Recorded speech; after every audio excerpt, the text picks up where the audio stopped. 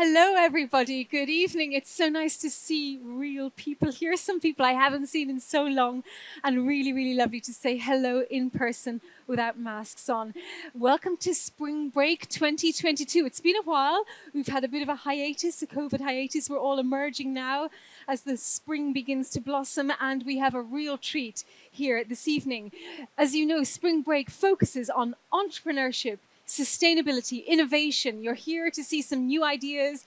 And of course, as is always the Luxembourg way, to have a drink, to have a little bit of food, and to socialize and meet people that you haven't seen in so long. So thank you so much for turning up in person. And for those of you who are here, we also have a wonderful offer. If you want to take a photo, a selfie of you in this event, Luxair are going to donate a €1,000 voucher for anybody. Well, one person will be picked out. It will be randomly selected, a raffle, a €1,000 voucher from Luxair. All you have to do is take a photo, hashtag Spring Break Luxembourg, and put it on Instagram. And you can also tag Lux Expo the box. So it's really a great pleasure to introduce our keynote speaker, Peter Hinssen. Most of you here present will be here because you know who he is. He's a serial entrepreneur, advisor, speaker, global speaker, and author of 5 business books, a thought leader on radical innovation, leadership, and the impact of digital on society and business. Peter lectures at very prestigious business schools such as the London Business School and MIT in Boston. He founded NextWorks, which helps organizations learn how to become fluid and thrive for what he calls the day after tomorrow. And today he's going to talk about another phrase he uses very often in his literature, which is the never normal, the seismic shocks that we see all around us in technology, biology, ecology, and of course, all of us here present know about the current geopolitical situation right on the back of the pandemic. These are seismic shifts we all have to deal with as individuals and as businesses and as organizations. Without further ado, I hand the floor over to Peter.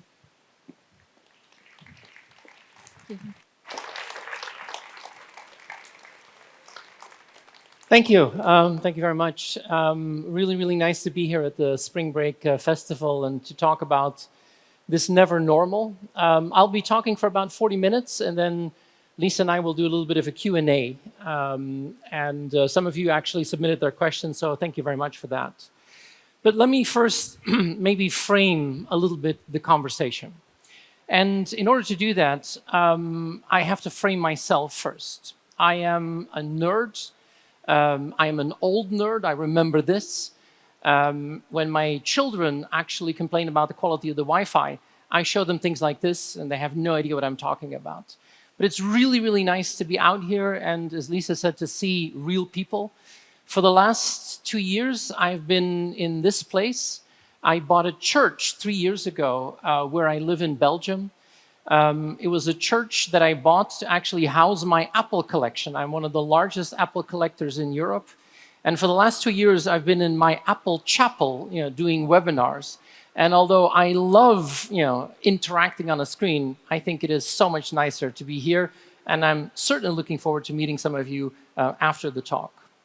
But in order to do that framing right, I am a technologist. I am somebody who is fascinated by technology. I love technology. I really believe that technology has enormous leverage potential. But of course, it has to work. If you would ask my children what the worst moment of last year was, it was the 6 hours that Facebook and Instagram was down. For them, that was probably the beginning of Armageddon. But it kind of shows how important technology has become in society. And exactly 10 years ago, I wrote this book, The New Normal: What Would Happen in a World Where Technology Stops Being Special and Just Becomes Normal. And that is exactly what happened in the last decade. Some of you might remember the old normal, and I grew up in the old normal. This is an advertisement from 1980 that was advertising a 10 megabyte hard disk for the price of $3,495. You can probably imagine what a fortune that was way back then. You could buy a small car for that amount of money. But every picture you now take with your smartphone is more than that entire hard disk. And that's what I find fascinating. I always show these two clips. This is the old normal employee who has no idea how to use new technology, is often confused by technology, has no idea how to actually use that in a proper way. And when they try to use that, it often has disastrous consequences as a result. And this is the second time I've been in the office for too long. And the people who laugh at this joke are clearly the old people, because if I show this to my children, they have no idea what I'm actually talking about. And I think this is an example of the fact that we've gotten into this world of the new normal. And in the new normal, we saw the rise of this S-curve, where an S-curve is, in the beginning, something is special and we don't understand it, and it starts to rise and it flips over into that new normal. I was in Italy the year before the pandemic, where in a sleepy Italian town, an Italian artist had painted the logos of today onto the artifacts of the past, where you saw how things were disappearing from the normal environment, how the media was being transformed as a result of technology, how a community actually worked in a completely different environment. And I love this, two old ladies chatting under a Twitter sign. We are clearly in a world that is, in a world where we're constantly connected, we're never offline. We're in an environment where, of course, I'm not blind to some of the negative and dangerous aspects to this. I mean, we can clearly see that this has some negative aspects as well. But maybe in that transition, we're not even halfway there. But of course, the last 2 years during the pandemic, we saw the great acceleration. What happened is we have to be grateful that we had the new normal in the last 2 years. Imagine that the pandemic would have happened 20 years ago when we were still dialing up with modems where graphics would slowly crawl on. It wouldn't have worked. I mean, this little virus that seems so far away and distant changed all of our lives. And as you can imagine, from a guy who has an Apple chapel, I'm a big sci-fi enthusiast. This is probably one of my favorite sci-fi movies of all time, The Day the Earth Stood Still. And what we encountered was not a day, not a week, not a quarter, a year, more than a year. We saw things that we never thought we would ever see in our lifetime. And I would say, thank God we had that new normal in the pandemic. But for many companies, for many organizations, the pandemic was also the great digital stress test. We had to figure out if we could still survive in a world where digital was really our only option.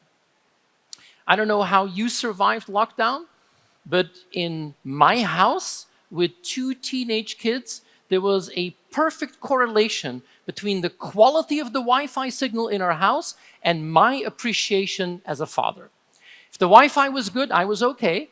But if there was just a tiny hiccup in their YouTube or TikTok streams, they openly started to question how I ever deserved a degree in computer science. That was basically lockdown in our house. And it wasn't just lockdown. In almost every exit scenario, we saw that technology was playing an ever-increasing role into our lives.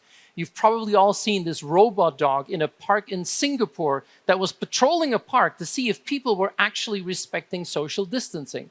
Who could have imagined that just 2 years ago? So we've entered this new normal, and now we have the complete reverse problem because you're now here, and the problem is not you, but our pets.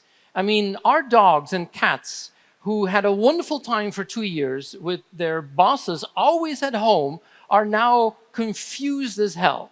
That's why this is completely now sold out on Amazon. This is Pet Chats. This is a device, a connected device for anxious pets. And what you do is you buy this, $3.99, you hang it on the wall, it connects to the Wi-Fi, you train your dog to put its wet nose against a screen, and this initiates a Zoom call so you can reassure your dog that you're going to be home soon. I mean, how incredibly crazy is that? We've entered the world where digital is now the new normal. We've passed the digital stress test, but I think fascinating is that many companies started to realize that digital wasn't just the cherry on the cake, it could be a big part of the cake. And that's what I find fascinating. Because as we're now in a world where people are thinking about what's next, I think we're rapidly approaching a red pill, blue pill moment. Some people get excited about the new normal, and some people are hoping that we might go back to the old normal. But honestly, that old normal, and especially now, we're in that COVID is almost over, we're in that BC-AC transition period. where at least we now have mechanisms to deal with that, many people are starting to hope that we're going to go back to what it was.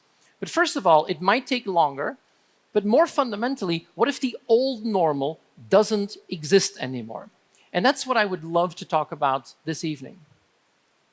I'm going to introduce two people that are close to my heart, two economists, and that are very closely associated with this S-curve. This is Carlota Perez, an amazing woman that I've had the pleasure to work with, one of the leading economic thinkers of our time, and she wrote a brilliant book called Technological Revolutions and Financial Capital. And I mentioned the S-curve. She studied the S-curve in great detail in her entire work, and she comes to the conclusion that this S-curve, where something is strange and special and then starts to flip over, isn't new. We've seen this all over in economic history. Industrial revolution, steam, railways, mass production, over and over again, we see the same patterns coming. But these patterns used to take 20, 30 years to materialize. And that is now changing because it's going faster than ever before. Now, this was an incredibly depressing thing because in those days, you were either born on the left side of this curve and you could do something amazing, or you were born on the right side of the curve and all you could do is ride out the new normal. But what we're now seeing is we're used to these fundamental changes, but they're now going faster than ever before. And that means that you're probably going to see 4 or 5 or 6 during your lifetime. And I believe that is an exciting opportunity. Now, this is sometimes an environment that goes a little bit too fast, and we talk about disruption. That brings me to my second favorite economist, Joseph Schumpeter. I didn't have a chance to work with him because he's long dead, but he was a strange guy. This was an Austrian economist who had 3 ambitions in life. He wanted to be the most influential economist in the world. He wanted to be the greatest horseman in Austria, and he wanted to be the greatest lover in Vienna. I think you have to set priorities in life. On his deathbed, this man lamented the fact that he only achieved 2 of his life goals because, in his words, there were a lot of really great horsemen in Austria. Anyway, a strange guy. But he's the one who came up with the concept of creative disruption. Once there is something fundamentally new, we don't understand that. And often we actually use the old ways to make sense of the new, and that almost always fails. So if you ask me, post-pandemic, what is going to happen? Are we going to go back to the old normal? I say no. I think we're going to have more and more opportunities for change, more and more seismic shocks. And some of them will certainly still be technological. It's not because digital is over that it's done. In the next couple of years, we're going to see a combination, a cocktail, if you will, of new technologies, new opportunities, new changes that I think are more exciting than ever before. So we're going to have a lot of technological seismic shocks. But that's not it. We're still in the middle of a biological seismic shock that is far from over. But think about the big concern we had before the pandemic. It was the environment. Think about ecological seismic shocks. This is a scene from Blade Runner 2049, one of my favorite movies. Look at the orange sky. This is science fiction, but this is San Francisco after the forest fires. Many of my friends who live in San Francisco sent me pictures like this. This is hard reality. What a strange year we had last year. First, we had Texas freezing over, totally collapsing the power grid with enormous economic consequences. Just a little bit later, we had record-breaking heat waves in the US and Canada. And where I live in Belgium, we've had the worst flood in hundreds of years. Germany, exactly the same. This is not going to go away magically post-pandemic, so we might have to brace ourselves for even more technological seismic shocks. And if you remember the public discontent about that, that is something that we might have to take even more seriously than ever before. We see a rising global anxiety where we might actually have to expect even more social seismic shocks. And as Lisa said, we're now in a situation which is actually probably escalating. We're going to see labor seismic shocks, the Great Resignation. And geopolitically, we're now in a situation that is probably more uncertain than we've ever had in 70 years. I mean, who could have imagined that just a few weeks ago that we'll be seeing these types of images? When I look at my field, the world of technology, the crisis between the US and China has now escalated into a full-blown technological Cold War. The world of technology is now polarizing in two, where there is a Western technology stack and an Eastern technology stack that is probably more disruptive than anything I've ever seen. So if you ask me, is the world going to go back to peace and quiet? No. What is the uncertainty? It's only going to become larger, but it's not something to fear, because I fundamentally believe that every single one of those seismic shocks is filled with opportunities. They create systemic shifts. Let me give you a few examples. When you look at consumer behavior, this was already greatly altered as a result of digital becoming normal. We can now analyze patterns and predict and find new ways of reaching customers better than ever before. And then COVID came along and just accelerated the acceleration in consumer behavior. Same things in terms of work dynamics. But more fundamentally, the next couple of years, we're going to see that the way you make money, your business and operating models, will be more volatile than ever before. The capacity and resources you need to implement your strategy will probably be more volatile than anything you've ever seen. Not easy to make a financial prediction, but I do believe in the enormous potential to actually build something good out of that. And that's why I get excited about this never normal. But we shouldn't be naive and hope that we're going to go back to the way it was. This never normal is a strange world where even tiny little things can have huge global consequences. But I think part of you is going to see the bad part of this, and hopefully some of you are going to see the opportunities. The last couple of years, it was fashionable to talk about these 4 words, VUCA, volatile, uncertain, complex, ambiguous. I hate these words. But it would be incredibly naive to think that we're going to go back to a world of stability and certainty and clarity and simplicity. This man died last year. I was not a big fan, but he once immortalized that by talking about the unknown unknowns. And I think that's exactly what the never normal is. So let's dig a little deeper. Because what are the characteristics of that never normal? We're entering an environment where we're going to see more and more fundamental changes, where we're going to have to get used to these constant shocks to the system, but where we're also going to have to figure out how to turn them into full-scale opportunities. And I am a firm believer in our capacity to innovate and to make that into something which is actually going to become something that we can all benefit from. The never normal has 4 characteristics that I want to share this evening. We're talking about nonlinear, we're talking about superfluid, hyperconnected, and ultra-speed. And let me start with superfluid. I think what we're going to see in the next couple of years is an economic, business, social environment that is going to be more volatile, more fluid than ever before. And actually, the pandemic was a good way to illustrate that. I mean, all of a sudden, in March 2020, many of you were all of a sudden working from home. If we went back to the office, it wasn't the same. And this is where I have to be really glad that my children were a little bit older. I mean, I had colleagues with younger children, and it was really difficult. I mean, I love this Fisher-Price work-from-home playset, including video conference material, crying babies, and wine bottles. Well, maybe it wasn't that bad, but Lord, it wasn't easy. And what we saw is it was fascinating to see how quickly a society would actually reconfigure itself for a bubble economy. This is the Berliner Philharmonic. Not easy to make a profit in this setting. But this is one of my favorites. This is a Dutch example that went viral around the world, where Dutch restaurant owners put greenhouses in front of their restaurants for people to enjoy a corona-proof meal. I love that creative agility of people who are trying to figure out how to make the best of it. I think Hawking nailed it when he said, intelligence is the ability to adapt to change. And that's what we will need in a world that is increasingly more and more fluid. The second characteristic is that it's probably a really bad idea to only look inside your own swimming lane. Linear is basically out. Let me give you 2 examples.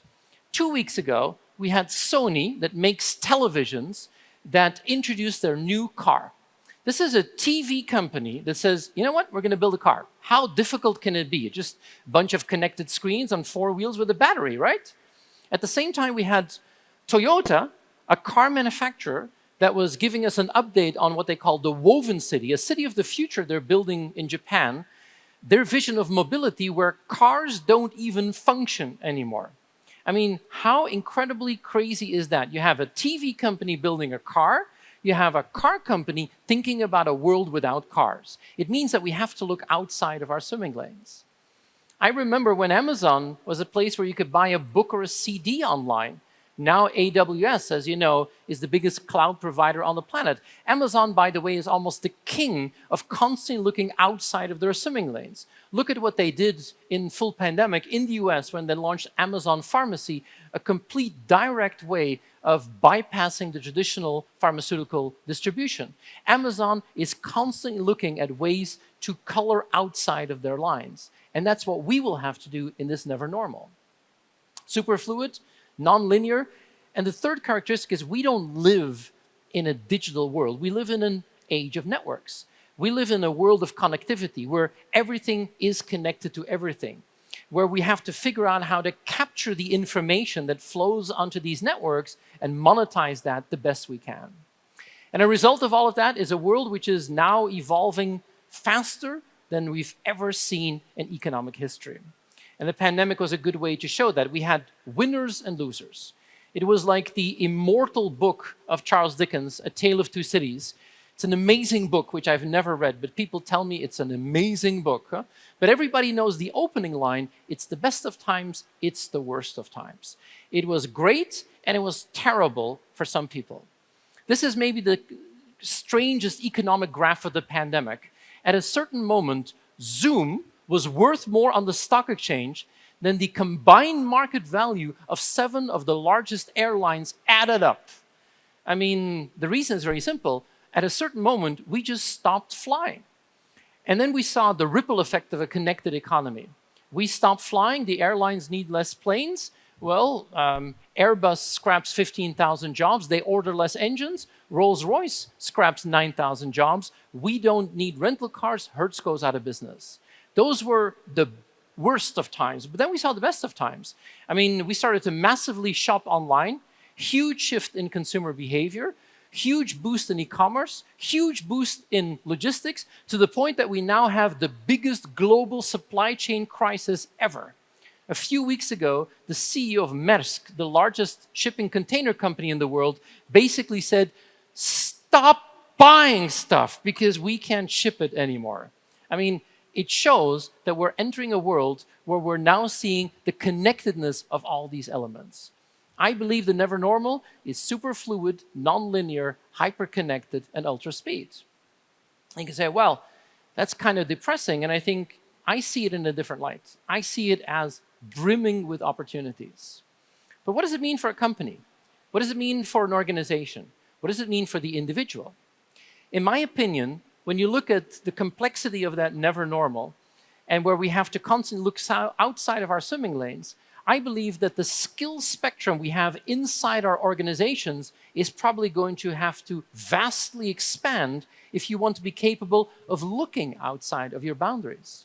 It probably means that we need to hire more people and train more people, educate more people with an extremely positive flux mindset. It's something that we have to all realize, that the shelf life of the skills we have is getting shorter and shorter and shorter, and that the reskilling velocity inside our companies is dramatically going to have to increase.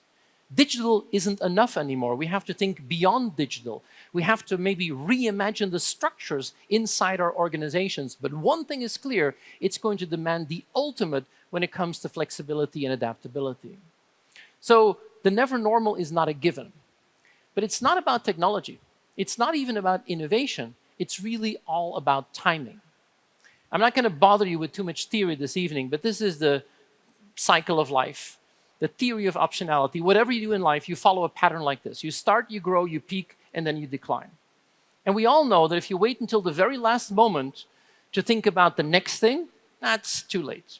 And I would argue that in the old normal, you could wait until you're at your peak, and then you would think about what's next. But now, that's not good enough anymore. What you now have to do is you have to reimagine what you do the moment that you're doing very well.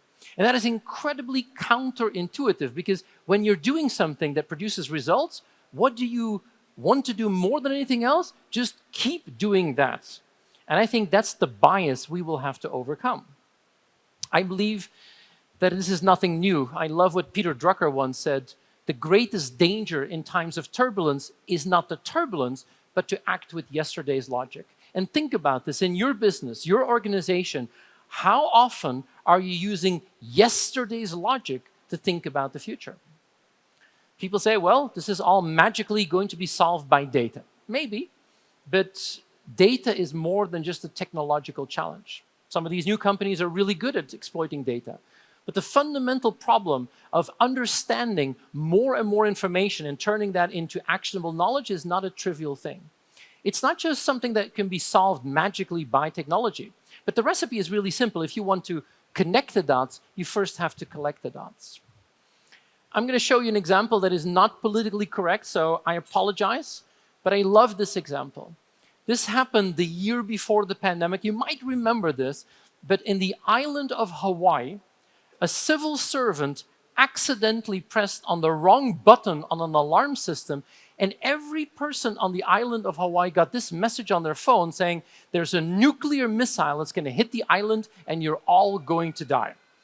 I have no idea how you would feel if you would get that message right now, but this is, for me, the best example of big data I've ever seen. This is Pornhub, the largest pornographic website in the world. And this is the average traffic level in Hawaii the moment that the message came in. What do you think happened? Maybe there are other priorities at that moment. So there was a massive 77% drop, but 22 minutes later, people said, I still haven't seen anything, and it went up like crazy. I love this example that interpreting data is not just technology. You have to incorporate the psychology of users if you really want to understand what goes on. One thing is clear, we're all in the data, but we shouldn't overhype technology. I mean, I was in Denmark 2 weeks ago. I took this picture in a Lego factory. It's filled with robots. If you buy a box of Legos, you are the first human hands to touch that plastic. I mean, amazing. Automation. But we've also overhyped. I mean, I drove this morning from Belgium to here. It's about a 3.5-hour drive. I wish I had a driverless car, but I don't. I mean, I wish I could have gotten in my car in Brussels and tell it to drive to Luxembourg and just say I'm going to take a nap or watch Netflix, but that isn't possible yet. The last couple of years, we've seen autonomous here, autonomous there, self-driving here, self-driving there. Even John Deere said, putting a farmer on a tractor, how incredibly old school is that?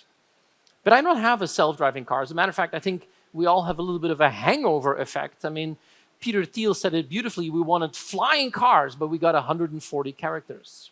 And we've all had this problem. I believe in the power of AI, but the last 2 years, you've all gone online. You've been looking for stuff on Google. You find what you want, you buy it, it gets delivered to your house, and for the next 3 weeks, you get ads for the stuff you already bought. That's not artificial intelligence, that's colossal stupidity. So maybe we should have a certain technical realism. I love the Boston Dynamics singing and dancing robots, but this is the latest version of the Boston Dynamics robots. They're not singing and dancing. You know what they're doing? They're stacking boxes. And I think that's part of the techno-realism we need in that never normal. And maybe we should even put more emphasis on the human. I mean, the pandemic deprived us from many things that we liked. I love this cover of the New Yorker. We put on a brave face when we're on a team or a Zoom call, but the reality is that some of our lives were pretty messed up at a certain moment in time.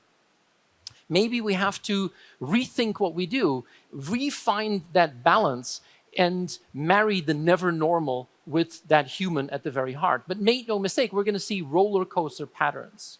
I call them Hemingway patterns. Maybe you know this story, but I love this. Ernest Hemingway, the famous writer, actually went bankrupt. You can say, how did that happen? Well, that's what a journalist wanted to find out. So a journalist went to Ernest Hemingway and said, Mr. Hemingway, how did you go bankrupt? And he responded brilliantly, and he said, in 2 ways, gradually and then suddenly. And I think these are the Hemingway patterns that we're going to see. Things that very slowly and then boom, materialize. And we have to be prepared. We're going to see roller coaster patterns. And with these types of Hemingway patterns, there are 2 ways to respond to that. One is robustness, the capability to resist and respond. But even more important is going to be resilience. Our capability to rebound, to actually take advantage, to maybe even bounce further. And I think this is going to be the two fundamental things that we have to understand to deal with these never normal patterns. Now, I get excited about this. I wrote a book just before the pandemic called The Phoenix and the Unicorn. And The Phoenix and the Unicorn was really about, there were so many unicorn stories out there. But I wanted to understand how traditional companies could reinvent themselves. And that's what I call a phoenix. And of course, there's one magical recipe that I've been using for a long time. It's the concept of the day after tomorrow. I love this little video of New York in 1911. Imagine that you live in New York in 1911. This is the Flatiron Building. Many of you have been there. But in New York in 1911, all you could see are horses and carriages. And then all of a sudden, the very first automobile arrives onto the scene. What would your reaction be if you lived in New York, you've only seen a horse, and you see your very first automobile? Would you be excited? Would you be scared, intimidated, or maybe a little angry? And this man was very angry, Ed Klein. He sold horses in New York. And he was so frustrated with the hype around the automobile that out of pure frustration, he put this advertisement in the New York Times to convince people not to fall into the trap of the automobile, but just to keep on buying horses. After 100 years, there's only one conclusion: Ed Klein was an idiot. But if you owned a stable selling horses, would you have seen the potential and turned it into a garage? Or would you have said, nah, I'm going to milk this horse business for as long as I can? And I think this is what we need to do. That's the bias that we have to overcome. I call it day after tomorrow thinking. How much time do you spend on today, tomorrow, the day after tomorrow? What is today? It's the hundreds of emails you get, the dozens of messages, Teams calls, Zoom calls. What is tomorrow? Next year's budget. I love budgets. It's a yearly, sarcastic corporate ritual where people put fake news in Excel that is consolidated in something that never works. And then there's the day after tomorrow. New ideas, new concepts, new business models, new technologies that could change the rule of the game. How much time do you spend on today, tomorrow, the day after tomorrow? And many people say 70, 20, 10. Reality is often 93, 7, and 0, and the problem is value. Today is very important, tomorrow even more so, but the day after tomorrow becomes crucial if you want to reinvent yourself. The problem with this is it's an incomplete model because some companies out there actually have that big extra red square with negative energy, which we call the shit of yesterday. And how can you rebalance that and spend more time on actually thinking about the day after tomorrow?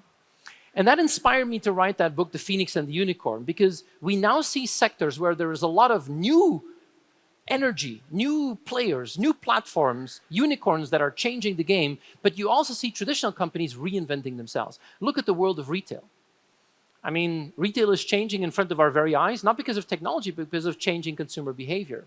If you have kids, you understand this. This is my favorite Santa Claus letter of a young girl who writes to Santa, "Dear Santa, how are you? I'm good. Here is what I want for Christmas," and then the Amazon URL of what that child wants to have under the Christmas tree. That's not too far from reality. And that's the reason why Amazon has become the big fat unicorn out there. But 4 or 5 years ago, I had a chance to go to Walmart, the arch competitor of Amazon, the biggest traditional retailer, and I fell in love with the company. 2.5 million employees reinventing themselves. In the US, this is, for example, the Walmart in-home shopping app. You buy something on the Walmart app, within 30 minutes, a Walmart associate comes to your house, can unlock your smart door or smart garage door and put the stuff inside. And if you want, they will even put the stuff in your refrigerator, and you can follow everything in the app because there's a camera and connectivity. And some people say, I don't want that. Some people think it's going to be fantastic. But it's wonderful to see a traditional company reinventing itself. And this is, of course, more difficult because you have to change the big boat. I love this visual because, of course, a phoenix is a lot more difficult than a unicorn. But I think there is an opportunity for us to reinvent ourselves. And I even love what this organization has actually done. And I believe that even Lux Expo is a great example of a phoenix, maybe not completed, but at least in transition. The question that I have for you is, what does that actually mean? I think we have to build organizations that are from the ground up designed for change. And there's 3 things I want to leave you with. The first is, we're going to have to think about how to build strategy for a never normal. How do you build strategy for a world that is constantly changing? And I fundamentally believe that if we're going to just keep on doing what we've always done, that's not going to generate the right results. So I think what you need to do is, if you think about strategy for the never normal, you have to be as bold as possible on the vision and then be as flexible as you can on the details. And that is an extreme challenge for most organizations. But maybe start with your customers, because if you want to be in that never normal, really, really important to your customers, I think what you need to do is find even more relevance. Now, I can joke about the unicorns, but one thing they've shown is they have raised the Olympic minimum when it comes to customer expectations and customer service. But what is now going to be important for companies is that if you think about your customers in the never normal, it's not just about being essential for them, you're going to have to be relevant and even more relevant going forward. So if you want to think about strategy, bold on the vision, flexible on the details, essential is not enough, think about relevance. The second is you're also going to have to organize for the never normal. It's not going to happen by itself. You need structure. Where in the organization are you going to pick up the signals for the day after tomorrow? Who's going to do that? Where are you going to try and experiment? And I've been using the concept of the hourglass. You all know what the shape of an hourglass is. The top of the hourglass, this is the wide lens that you open up to pick up the signals for the day after tomorrow. And then you need to reduce the sauce. Then you need to experiment and figure out what is right for you. That top part of the hourglass, this is the part of your organization that does the sense and the try. And then it falls into the bottom part of the hourglass. This is where you then actually get into the run and scale and focus on efficiency and the bottom line. And I challenge you, in your organization, is the top part actually connected to the bottom part? Is there a natural flow from the 0 to 1 to the 1 to n? And of course, this has to do with people as well. Some people in your organization are soldiers. They love to do what they already know. Some of them will be artists. These are going to pick up things that other people don't see. Now, I can guarantee you, a company filled with artists is the worst possible nightmare. But what is your ultimate combination to put the artists and the soldiers into a structure to think about the never normal? 1, strategy. 2, structure. But maybe the most important is going to be mindset and culture. I have to admit, I got inspired by the pandemic. I came up with a little recipe, which I call vaccine. It's incorrectly spelled. There's a C missing, I know. But it's a 6-letter word, and the V is for velocity. The world is moving faster. You will have to move faster. I love this quote from Mario Andretti. If everything seems under control, you're just not going fast enough. I think that's probably the worst Formula One driving advice you can ever get, but it kind of is the reality out there. And if you ask me, the image of the pandemic will always be this for me. I mean, it was, if you remember, that hospital in Wuhan being built in 10 days. I live in Belgium. We couldn't build something like that in 10 days. We couldn't build it in 10 months. We'd probably spend 10 years deciding if it would be in Wallonia or in Flanders. I mean, but there's a reality out there of the raw speed that I think is now part of that never normal. But the second part, the A, is for agility, maybe even more important. I love the analogy of the whitewater kayaker. I don't know if you've ever done it, but it was, for me, one of the scariest things I have ever done in my life. I thought I was going to die. The water could kill you, the rocks could kill you, but I had a really good instructor, and she showed me how I could use the power of the water to my advantage, how I could use the power of change to become actually more agile. Speed, agility, the C is for creativity. We will have to unlock the creative potential of everyone in the organization, and the reason is I for innovation, relentless innovation. I believe that we don't have a choice anymore. Innovation is not a luxury anymore, it's an absolute must. It's product innovation, market innovation, service innovation, model innovation, and probably all at the same time. And we shouldn't think that we can still do that by ourselves. It's a world of networks. It's a world of ecosystems and partnerships. But the last one is the E for experimentation. And that might be the most important thing that we need to learn. How do we build in the psychological safety to try, experiment, and take risks, even if we could fail?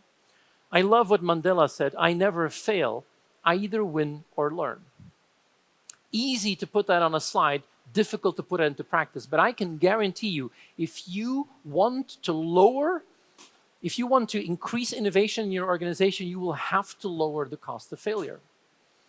Unfortunately, you are the generation that can't wait for the final Harvard Business Review anymore. It's no longer just about lessons learned, it's really about lessons learning. And I think that is the experimentation that we will have to nurture inside our organizations. In the end, it really boils down that if you want to build a company designed for change, that reset is probably going to be more about humans than about technology. It's about skills, minds, and hearts. Make no mistake, the skill set that we're going to see changing in the next decade is bigger than the last one.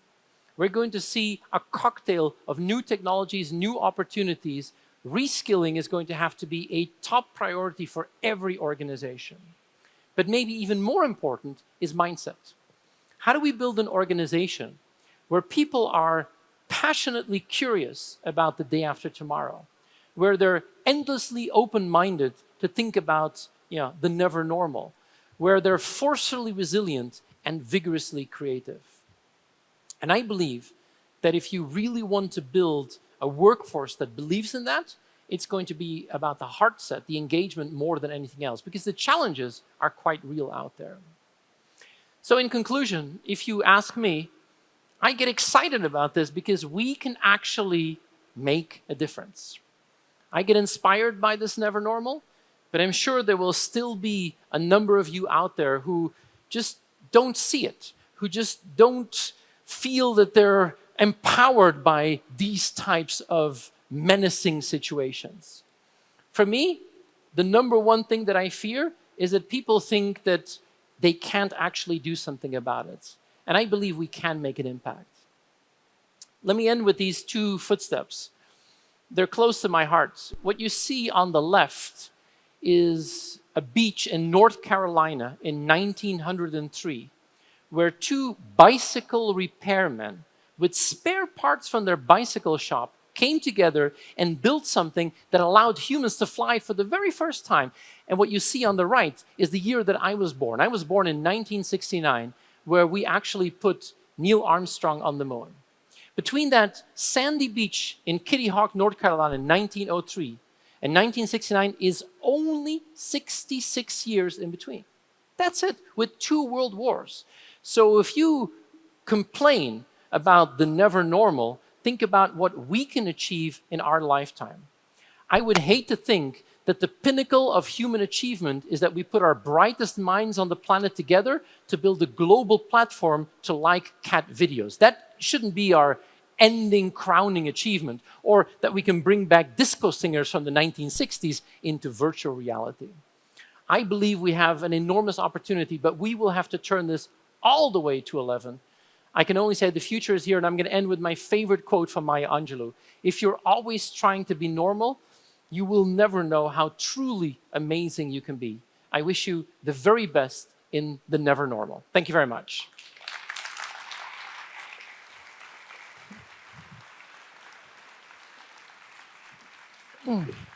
Thank you. I saw some of you taking pictures.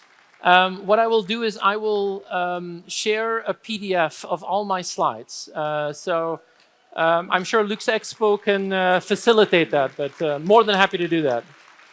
Thank you. Thank you so much, Peter. It was really visual, really riveting, fast-paced, a lot of velocity there in your talk. And of course, you have us all thinking now, and you've got the audience here that wants to listen to somebody like you. I mean, I've got so many notes, and I've got the book here as well.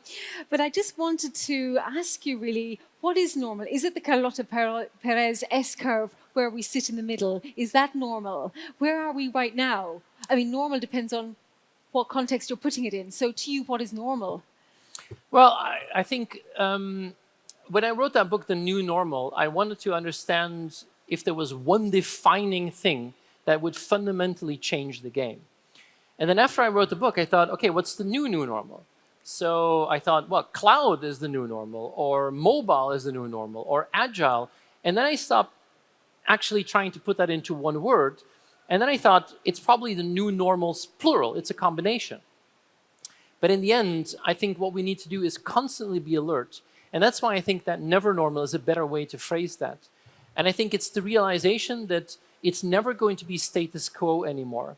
We have so many people that are creative, that are innovative, that are active, and some of them are using that talent for really bad things. Some of them are using that for really good things. But it really means that there is no stop moment. There is no plateau anymore. And I think it's something that we have to get used to. And maybe my fundamental question that I have for us, I mean, I'm sure you will figure it out for your company. I'm sure you'll figure it out for your organization. You'll figure out what to do. But as a society, I'm not so sure if we're actually capable of doing that. Some people might think this goes too fast. Some people will fall out of the boat. And I think the most worrying concern is, are we actually preparing the next generation to deal with that? And in many geographies around the world, the education system has become the slowest moving part of society. And that, I think, is my biggest worry in this never normal. And we'll get on to education, but I think I really have to start with our geopolitical situation. I know you wrote the book a while ago. It's now published, of course, but not too many days ago, we have this war on our doorstep in Europe. And I wanted to know your thoughts on living in this hyper-connected world, and yet we're also constrained, scaffolded, if you want to use one of your words, by our political institutions wherever we happen to be born. And they can literally put down the fences on what we can access on our phones, what apps can be accessed, what apps they can extract data from. So whatever society we're born in really affects how creative we can be.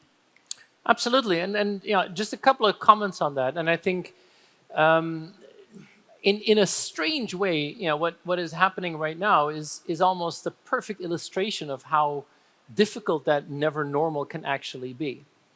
But at the same time, you also see that we now have images, we have accounts, we have stories that we wouldn't have had otherwise if we wouldn't have had all this technology. We have, but the people inside Russia may be seeing something else. But then you also see what is now happening, for example, the discussion about accessing or closing off SWIFT access, for example. Or, you know, we saw Visa and MasterCard pulling out where Russian people are not going to be able to use these credit cards anymore. And we have mechanisms at the same time to block and stop. And it's going to be an extremely interesting way to see how we can mobilize, use that, and figure out a way to get on top of this and get better out of this.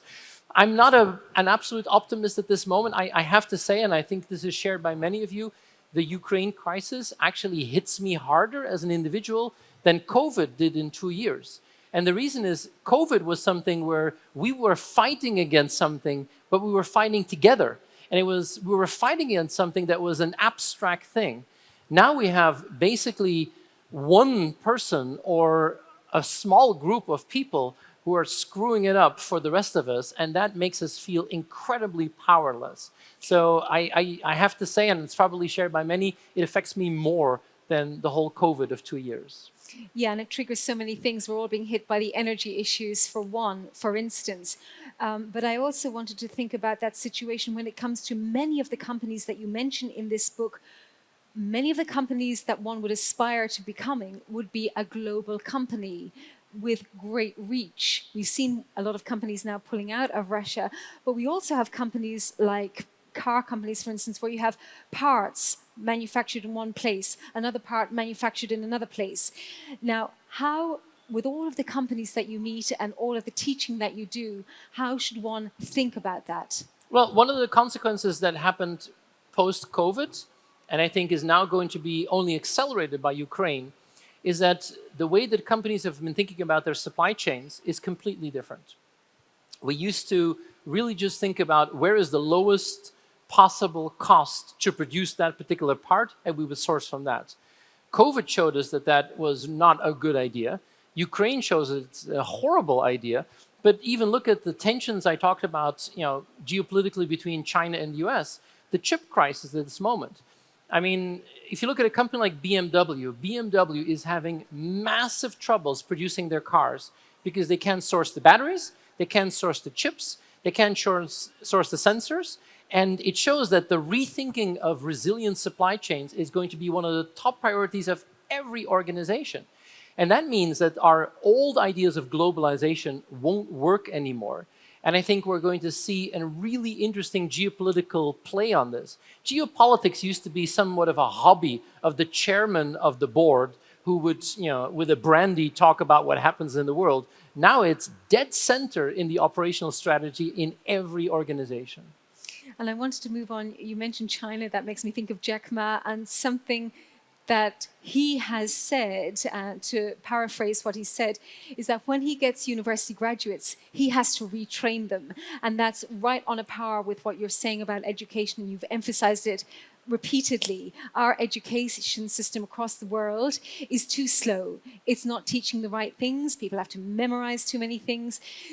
You've mentioned many things. We need to have resilience. We need to be able to change quickly, evolve quickly, to live in a state of flux, to be fluid, to be passionately curious. So in your mind, what is the best education system out there and how can it be improved? Well, it's a global problem where the education system has become almost stuck in the 20th century. And that is something which we see in high schools, we also see in universities.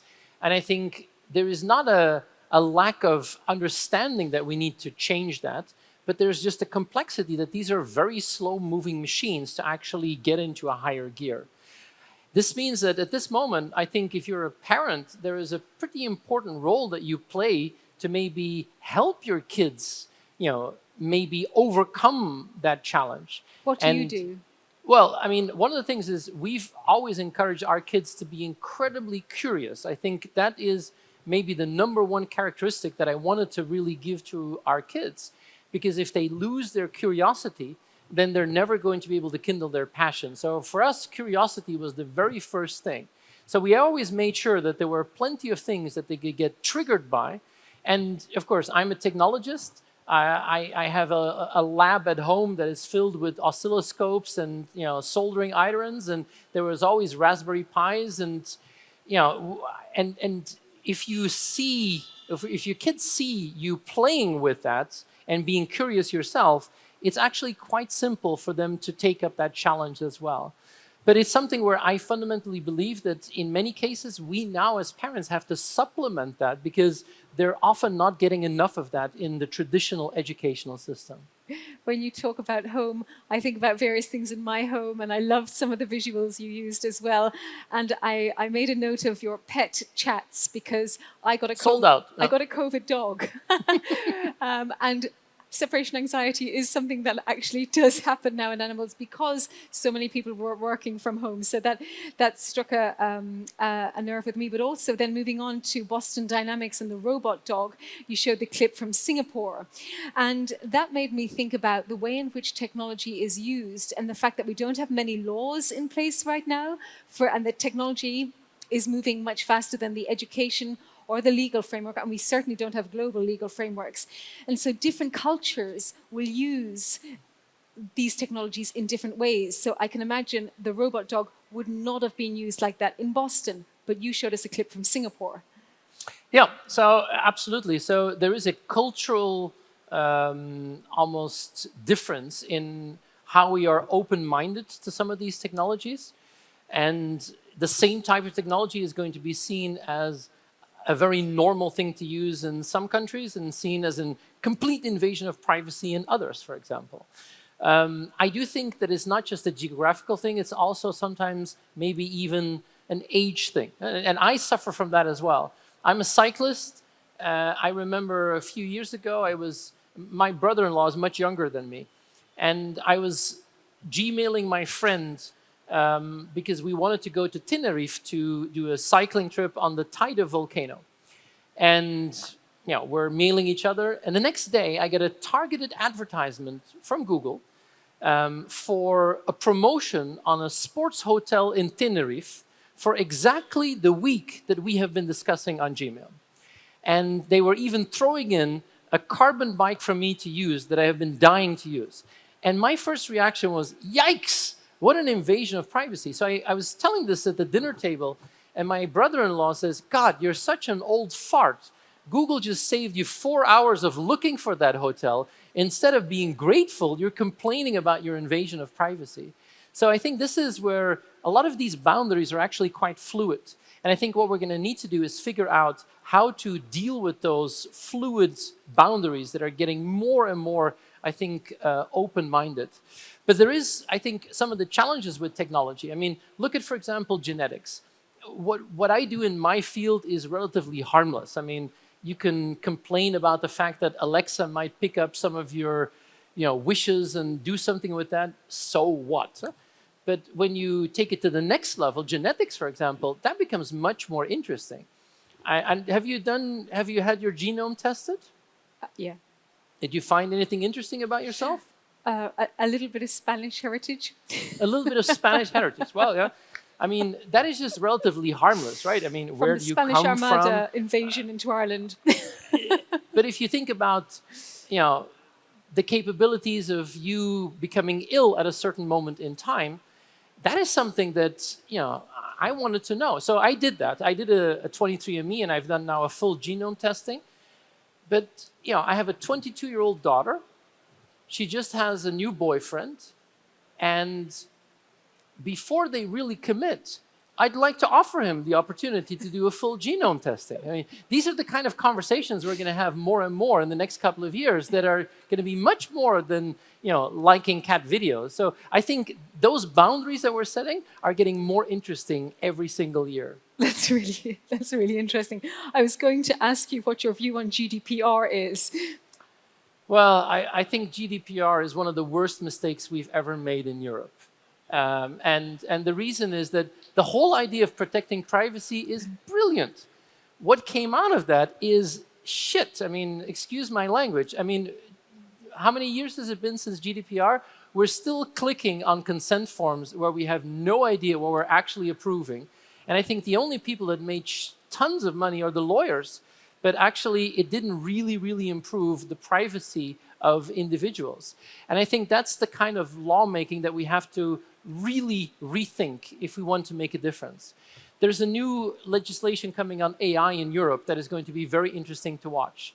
And honestly, a lot of my friends in AI are getting really worried about that because they say, if I want to really be at the cutting edge of AI, and Europe is going to put a big constraint around that, I'd rather actually do my research in the US or even in China than in Europe. So I think what we need to do is figure out where lawmaking really has an impact. But GDPR, I think, was a horrible mistake. Well, let's think about that and some European mindsets, because a lot of people present here will go to events like this that happen in Luxembourg and hear lots of speakers of your ilk. And something that comes up repeatedly is that Europe is risk averse. A lot of the great brains of Europe move out to the US, to other Asian countries where the pace of company building might be different. The pace at which you can fund your company is different. So what are your views on that? I've gotten a lot more optimistic about Europe in the last 4 or 5 years.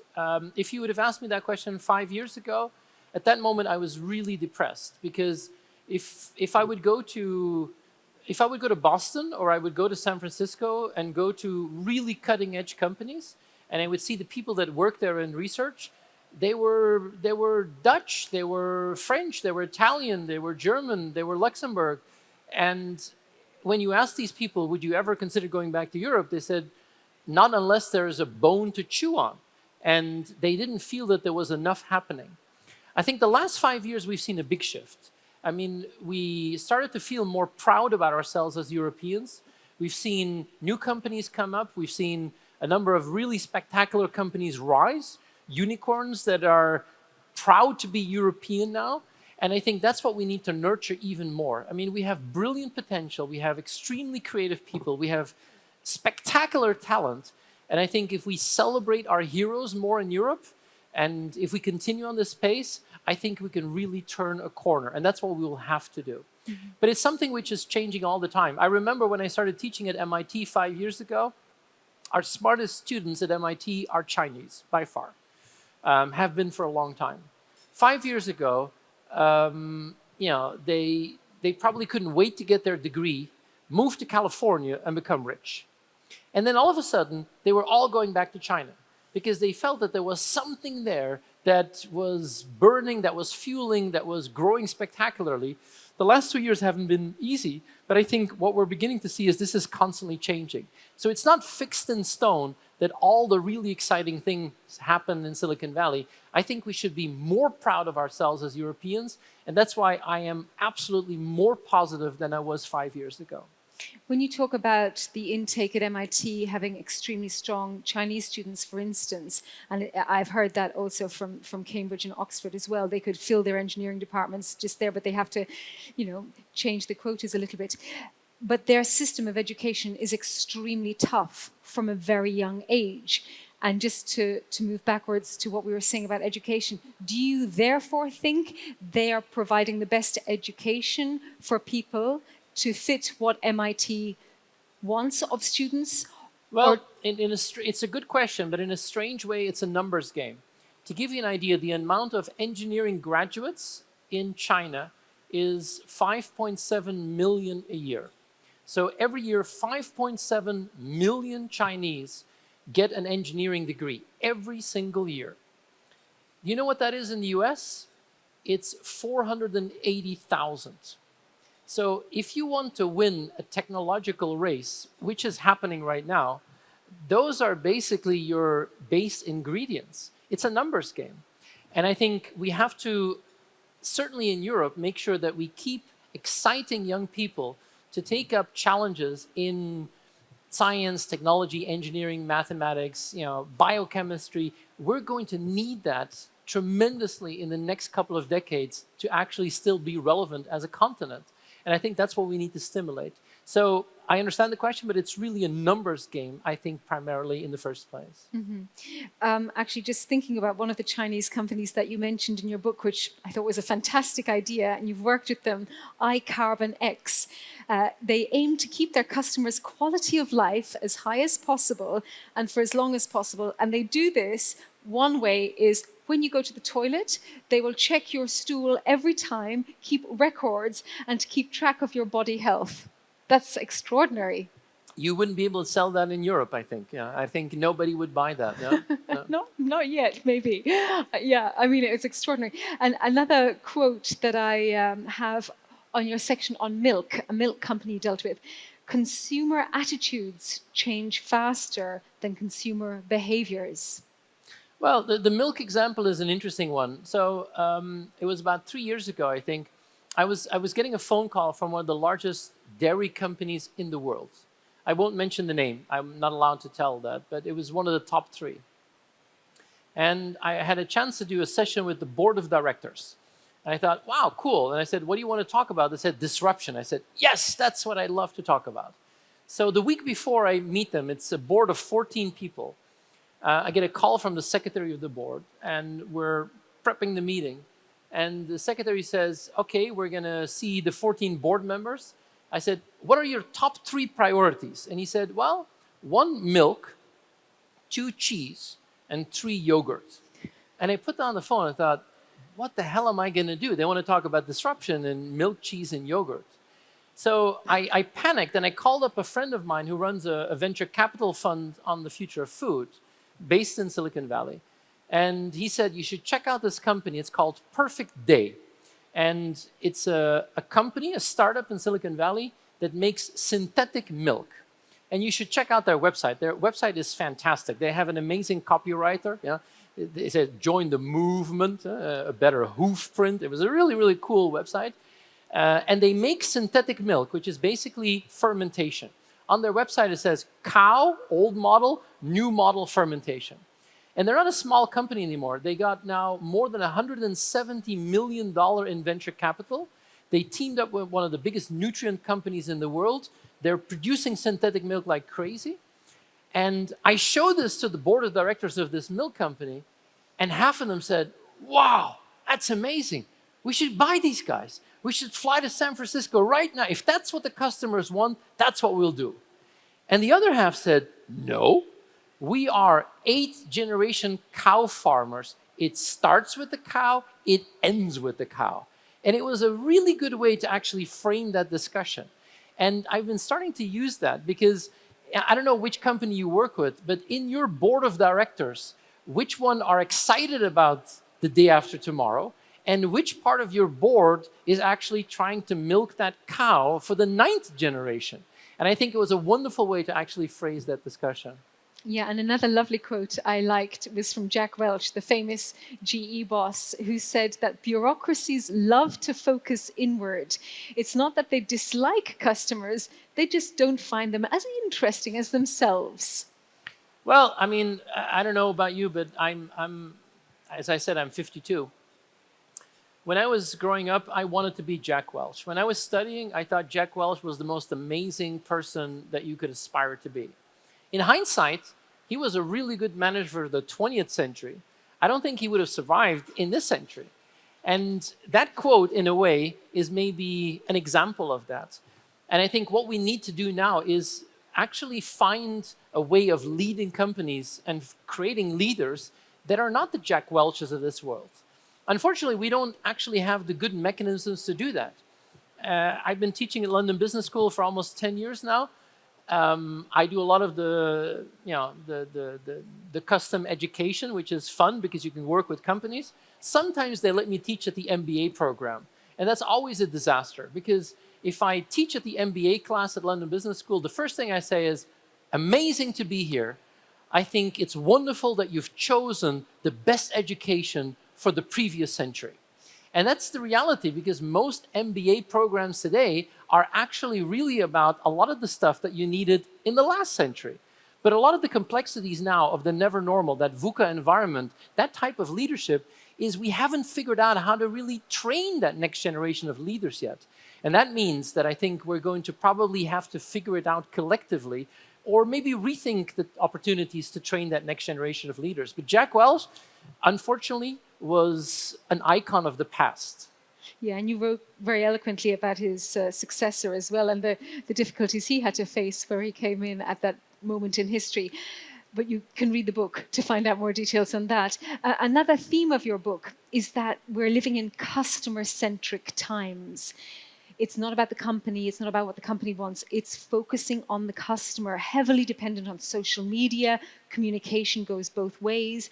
And then I wanted to think about the big tech companies that we all know about, and how can companies, other companies who aren't those big tech companies, use that wave of what's trending and make sure they have their own customer database somewhere because, you know, all of those big tech giants, they go through their own phases and waves. So what would you suggest to the other companies who heavily rely on them for their audience connection?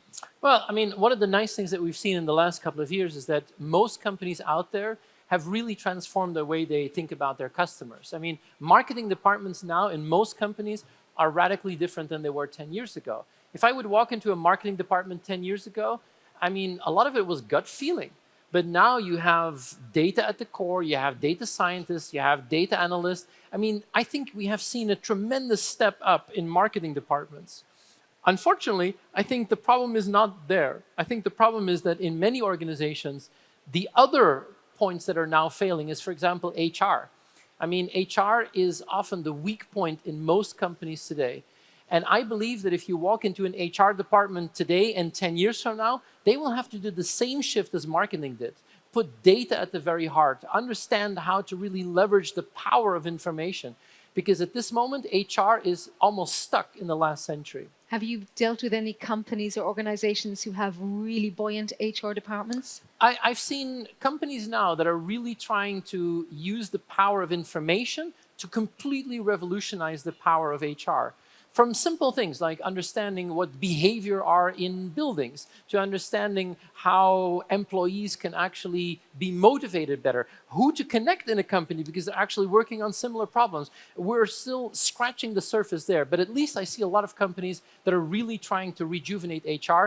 The biggest problem is that, you know, a marketing executive from 10 years ago wouldn't survive today, but most HR executives, I think, have to completely be reskilled in order to take advantage of the opportunities that are out there in the 21st century. But who they hire and how they connect people also depends on what information they're being told to do from the top down. And it reminds me of your hourglass shape, where you talk about the sense and try and the scale and run. And it seems to me, from what I've read and what you're talking about, companies need to put more focus on that R&D sense and try section? Well, I urge you to actually, if you think about that in your organization, think about how much effort, how much energy, how much budget, how many people are in the top part and how many are in the bottom part. And it is incredible to see that you have companies which have almost less than 1% of their activities in the sense and try and 99% in the run and scale. And that is, I don't think, a sustainable model in a world of the never normal. But it's not just about the numbers. The worst thing is that you often see complete disconnects. You see brilliant people thinking about the future, but it's not being picked up by the rest of the organization. And I think more than the numbers, if that top part isn't connected to the bottom part, then I think you have an absolute recipe, not for failure, but for frustration. Because you're going to have a lot of people who understand what the future could be, and it's not actually panning out. I have a little play on that, which I use, is that I often make a distinction between two types of people. People who know what they're doing and people who don't know what they're doing. Now that sounds pretty stupid, but if I would ask you now, if you're in your professional capacity, you have no idea what you're doing, would you please stand up? Okay, there's a lot of peer pressure to keep sitting down, right? Oh, well, that's good. I mean, one brave individual, two, okay. Well, applause for these people, because I always say that if you think about it, I think Elon Musk is the perfect example of the king of people who doesn't know what he's doing, because he's constantly doing stuff that has never been done before. And I think about this in your organization. How many people know what they're doing, and how many people are comfortable doing things they've never done before? I spent the bigger part of my careers in startups. I had 3 startups. One we sold to Alcatel, one to Vodafone, and one was an IPO. And every time you start a company, you need 99% people who are comfortable doing things they've never done before. And you know what the 1% is who know what they're doing in a startup? It's the serial gray-haired entrepreneur advisor on the board. And if that number grows, if that company grows, the number changes. In a scale-up, it's probably 90-10. In a unicorn, it's 70-20. At Facebook, it's 50-50. Google, turning into an old company, is probably 80-20. And then I get invited by a bank. And when I go to a bank, in a bank you have 99% people who know exactly what they're doing because they've done it that way for 25 years. And the 1%ers, I call them positive troublemakers and frustrated enthusiasts. And the problem with these 1%ers is they don't spend all their energy innovating. They lose all their energy fighting the 99%. And I think if you don't change that, you will never be able to fully restructure to take advantage of that never normal. I think you've touched a nerve there. Thank you.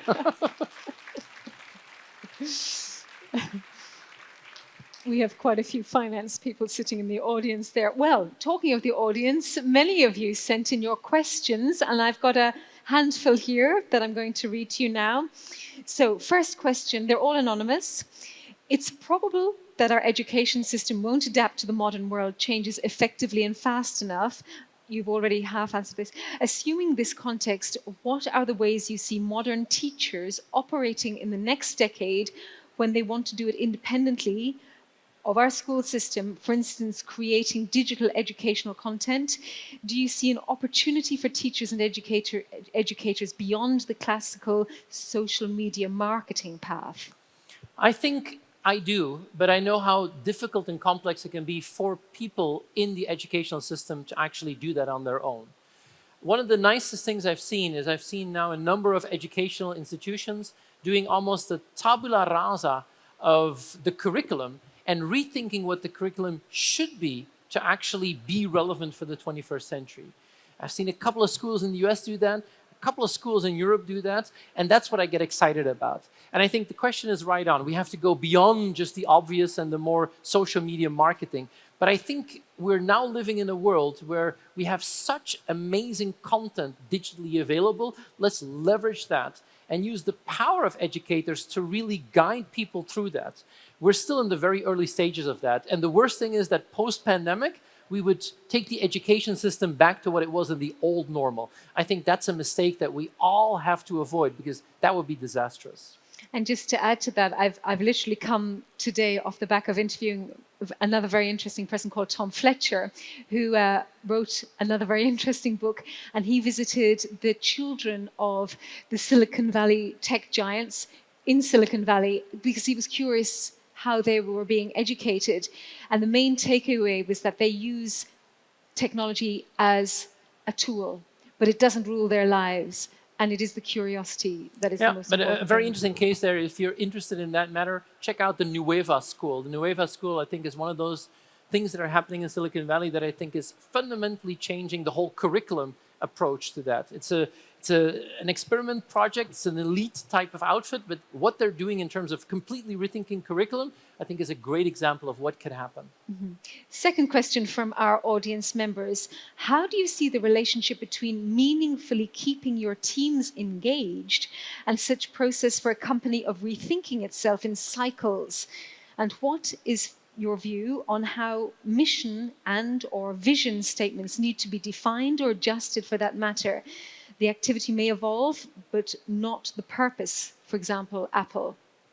Well, that's a really interesting question. But I think the fundamental core that I want to get to there is that how many companies out there have a mission or a vision that really isn't authentic, isn't really lived by the entire organization? And I think this is something where you really need to build that from a top-down type of mentality. I'm an Apple fan, as you know. I mean, Apple is a company that is highly controversial in many, many ways. But I think I really like companies that try to stick as close as possible to that authentic mission, that are capable of really generating engagement with their employees and their customers that are truly, truly meaningful. I know how difficult it can be. And one of the complexities we have as Europeans is we often find that relatively soft to deal with. I mean, one of the strange things that we have is we Europeans, we go to the US and you will go to a company in Boston or Silicon Valley and they will talk about their mission and their values. We Europeans think that that is just yucky. It's just, we don't believe that. And they seem to be completely biased by that. And there's part of that which is genetic because the US population is genetically engineered to be better believers. And that happened 300 years ago, because 300 years ago, our ancestors were the ones that said, no, I'm not getting on that boat. And the people who went there wanted to believe in a brighter future. So we are the descendants of people who are always very skeptical about that. But a true, authentic way of thinking about purpose, I think, is the only way to actually engage employees into the future. And talking about Apple, you made me feel quite reminiscent because my first Apple computer was one of those big ones with the flowers on the side. You still have it? No, I would have donated it to the Apple Chapel if I still had it, but I'm sure you have a flower. If you donate to the Apple Chapel, you have an open invitation to be a lifelong member. So any donations are more than welcome. Huh? Yeah, I loved my Apple flower computer. Next question. What is your thesis for small companies? Well, small companies are at an extreme advantage in this because we all know the bigger you are as an organization, the more difficult it is to change that tanker. And many small companies say, oh, we don't have the scale, we can't actually make a difference. That is the complete opposite. I believe that there is tremendous opportunity for SMEs to take advantage of that, to be more agile, to be more fluid. And I think that's why I think there is an opportunity for Europe, because we have a lot of SMEs. So honestly, my thesis for small companies is great, you are at a perfect advantage to take advantage of the never normal. Do have some water while I read the next question, which is a little bit longer. The rubric above focuses on private industry. How could lessons learned be applied in less commercial settings, for example, public transport, health services, local and national government? Not easy, because you don't have the competitive forces that you normally have in a commercial environment. But I do believe that we now live in a society where the pressure to perform is certainly as intense in a public institution than in a private organization. I mean, take public transport, for example. I mean, it used to be that we only complained about the fact that the train was not on time. Now it's on social media. It's everywhere. I mean, the statistics are out there. So I think the pressure out there to perform is absolutely there. And the great advantage that a public organization is, they often have the capability to think more long term. They're not always pressured by those quarterly results that are really, really, hindering a lot of the innovation potential. So I think public organizations really have an opportunity to deliver. And I now see a lot of public institutions attracting really, really smart people that really want to make a difference, because I think that's where you can really show your engagement. And the final question from the audience. Dear Mr. Hinssen, if, like you state, managing companies today is about dealing with uncertainty and disruption and radical change, how do you explain companies, including large corporates, which continue recruiting and generously rewarding Jack Welch stereotypes? Well, I mean, the Jack Welch stereotypes will always be there, and there will always be the exceptions to the rule, but I fundamentally believe that we've turned the corner there. I really believe that the next generation of leaders are not going to be the Jack Welches of this world, but are going to be companies out there that really understand how to build an environment that is engaging for their employees, that is, I think, something which creates real value for their customers, and which actually tries to build a better world. So honestly, I think we've probably seen the end of the Welches. That's what I fundamentally hope and believe. I've just a couple of final questions to you myself. Again, you write about it a little bit in the book about the platform life that we live in and how people use platforms, whether you're a supplier to a platform or a platform yourself. So you're writing about these big platforms. We've got what you call the Batman or Robin approach as well, the supplier or the platform itself. What's your view of GAFA, Google, Apple, Facebook, Amazon? Do you think they should be broken up or not? I think the idea of breaking up these technology giants is often an absurd type of dialogue. And honestly, if you work with Google or if you work with companies like Amazon, they are constantly rethinking what they're doing. Because I take Google as an example. Google is an extremely dominant company, but they almost completely missed out on mobile. I mean, I'm sure many people here will use an iPhone. I have an Android phone, but 80% of the population has an Android phone. But Android is something that Google didn't develop. They bought Android because they wanted to hire Andy Rubin. I mean, they paid $50 million for Android and they didn't even want it. And now, if they wouldn't have done that, and it would be somebody else, they would have been completely lost in this space. So I think it's honestly an environment where they have become extremely dominant, but they have to constantly reinvent themselves as well. Breaking them up, I think, was a very 20th century approach to thinking about how to redefine economy. I think we have to do different things in the 21st century. Okay, I'm just adding a little question here. How can you walk into your Apple chapel with an Android phone? Because it's a good question, but I do a lot of work with Google as well as with Apple, and I wanted to understand the Android ecosystem. And I think from time to time you have to curse in the church. And my final question to you really is, with your experience as an entrepreneur, you then pivoted your career. I don't know if you're on that. I've drawn your curve of the start, grow, peak, decline, or your start, grow, peak, and then you transition. So I wanted to know on your growth curve, why you've chosen to move into this world of speaking and writing books and talking to companies. I love doing startups, and I still invest a lot in startups. There's always a portfolio of 10 to 15, sometimes 20 startups that I'm involved in, that I coach, and I love startups. But at a certain moment, it felt like, I don't know, it was like doing a Vietnam routine, where I've flown 3 missions, and I'm still alive. And if you've done 3 startups and you've survived 3 startups, I was exhausted and I wanted to do something else. At the same time, I was fascinated by people who work in a bank, and I didn't understand how they worked, and I wanted to understand how traditional companies could reinvent themselves. And I'm happy with the choice that I've made. I mean, I love the startups, but if you're 52, I mean, working 3 times a week an all-nighter just doesn't work anymore. So I'm kind of happy with the life I have now.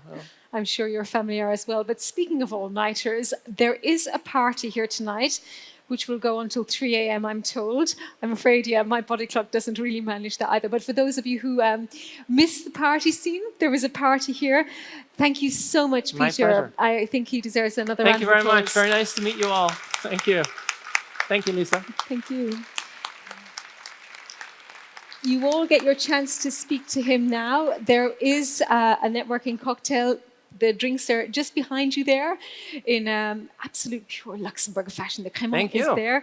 Yes, yeah, go and get your glass. And I just also want to say thank you to the organizers of the event. It's not easy to put on an event at all, even today. So thank you to the organizers. Yeah. And a very special thanks, of course, to the people who make it happen, the sponsors of the event, which are the Chamber of Commerce, Codex and Lux Air. And so with that, thank you very much for your time, for your attention, and enjoy the drinks.